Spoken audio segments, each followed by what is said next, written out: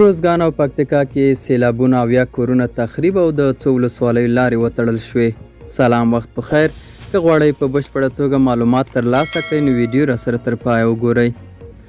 روزګان او پکتیکا ولایتونو کې د طالبانو سیمه ییز مسؤلان وایي چې په دغه ولایتونو کې د سیلابونو له امله اویا ستوګنیز کورونه په پوره توګه ویجاړ شوي او د څو ولسوالیو لارې تړل شوي دي.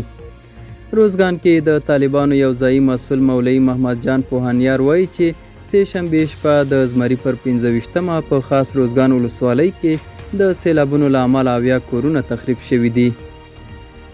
د هغه په وینا اوس مهال سیلاب ځپلې کورنۍ له سرپناه پرته ژوند کوي. د روزګان سیلاب ځپلې هم وایي چې بیړنیو مرستو ته اړتیا لري. په همدې حال کې پکتیکا کې سیمه ییزې سرچینې وایي چې په دغه ولایت کې د سیلابونو له امله د مټاخان او یوسف خیل ولسوالیو د پکتیکا د مرکز شرنې ښار لارې تړل شوي دي.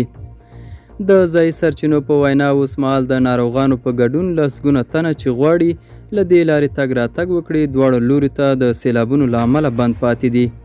سرچینې وایي چې طالبانو تر اوسه د تړل شویو لارو د بیا پرانیست لپاره هیڅ اقدام نه دی کړی.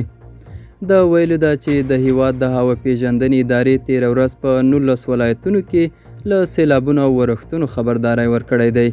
دا وه زموږ نننۍ چمتو شوې ویډیو. تر بیا ښه وخت، ښې چارې.